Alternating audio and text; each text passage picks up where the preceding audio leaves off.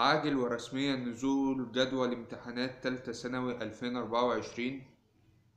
الجدول اهو يوم الاثنين 10/6. اقول لكم رأيي في الجدول. يوم الاثنين 10/6 2024 عندكم تربية دينية وتربية وطنية. التربية الدينية من الساعة 9 ل10:30، والتربية الوطنية من 11 ل12:30. دي المواد اللي مش بتضاف للمجموع وبتبقى مواد سهل جدا انك تعدي فيها، النجاح بيبقى من نص. الأربع 12/6/2024 من 9 ل10:30 اقتصاد، ومن 11 ل12:30 إحصاء.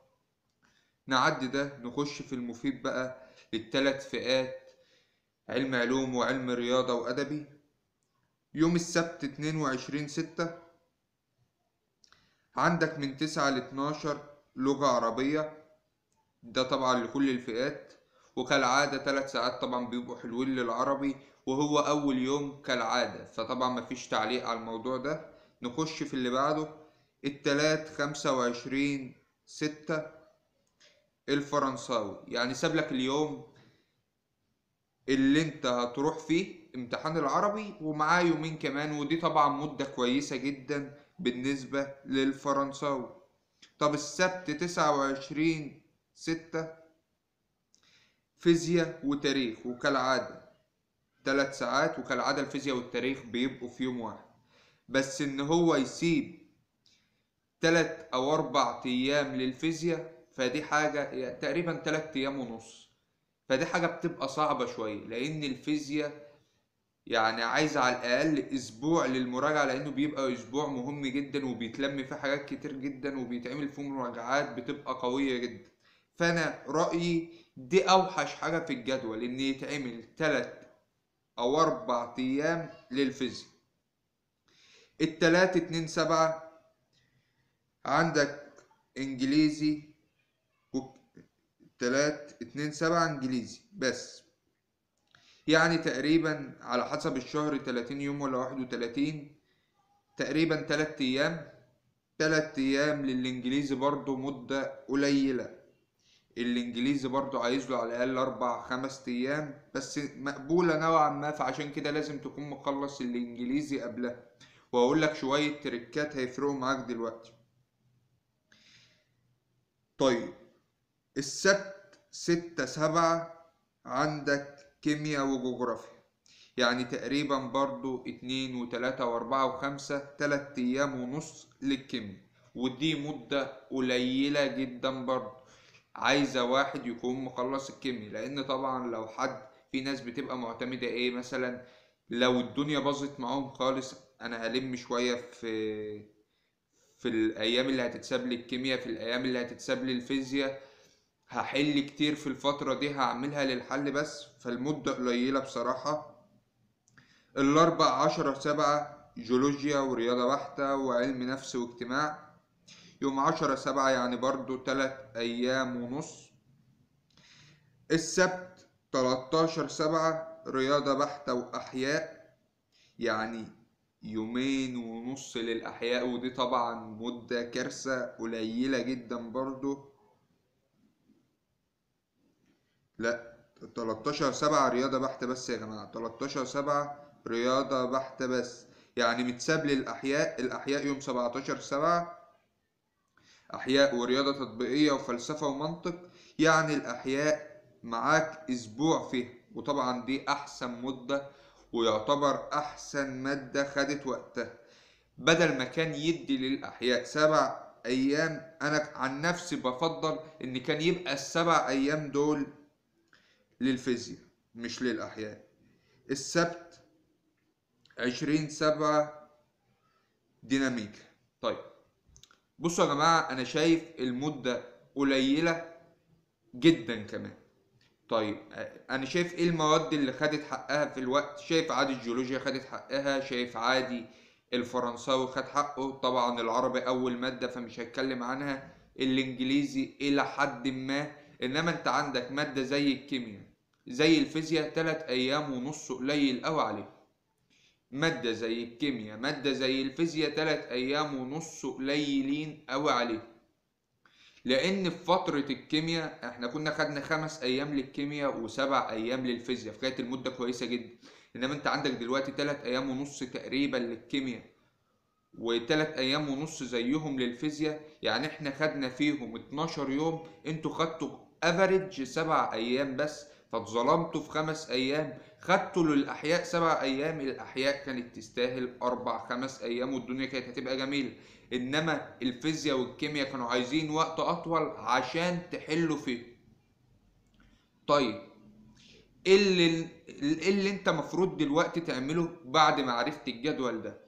طبعا انت اتأكدت ان العربي اول يوم، فهتسيب له 15 يوم عشان تأكد حظوظك في العربي، وهتثبته من اول المواجهة النهائية زي ما قلت لك قبل كده.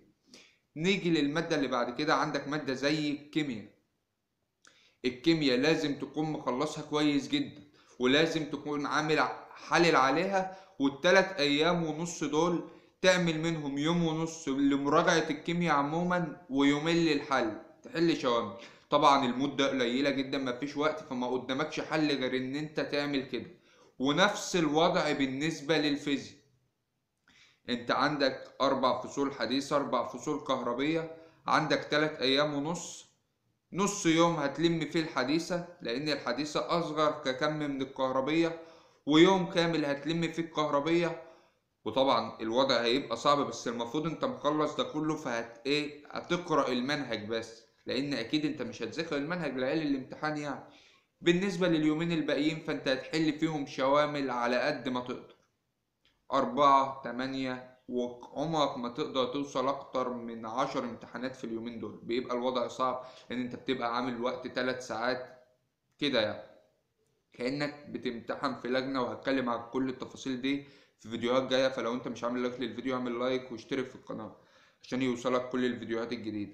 طيب بالنسبة للأحياء فأنت معاك أسبوع كامل تلم فيه كل حاجة. طبعا هتراجع، هتحل كتير، هي المادة الوحيدة اللي خدت وقت كافي جدا، وخدت وقت تخليك تلم سلسفيلها من أولها لآخرها، وتحل عليها بدل المرة 2 و3، وتحل كذا شامل. طيب الفرنساوي طبعا مادة هبلة، يومين 3 مش فارقة، كده كده انتوا هتبقوا مخلصينه وحلين شوامل عليه المفروض يعني. طيب مادة زي الانجليزي، هي دي المشكلة بقى. الانجليزي 3 ايام ونص ولا يومين ونص، ثانية واحدة. الانجليزي اللغة الاجنبية الاولى 29 ده 30 واحد، لو الشهر 30 يبقى انتوا خدتوا فيها 3 ايام او يومين ونص. طبعا قليلين جدا جدا جدا على الانجليزي. تقول لي ليه؟ اقول لك لان الانجليزي انت عندك 12 يونت، 12 يونت انجليزي عايز تلمهم في 3 ايام ونص كمراجعة. طبعا اي حد بيحب يراجع ليالي الامتحان، وبتبقى يعني اكتر وقت بيبقى فيه انجاز، لان المخ بيبقى مضغوط ضغطة طين، فتقدر تلم كل حاجة بسهولة بأمر الله. فانت الدنيا بتبقى سهلة معاك، ان انت بتحب ان انت تضغط الضغطة دي عشان مخك يطلع كل الابداع. فطبعا ابداع اللي هيطلعه في 12 وحدة في يومين ونص.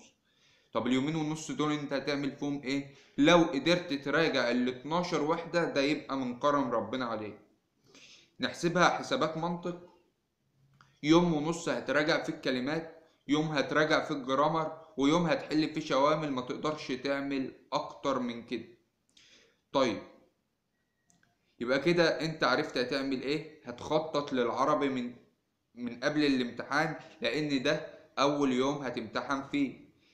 الانجليزي طبعا لازم اكتر مادة تكون متقن فيها.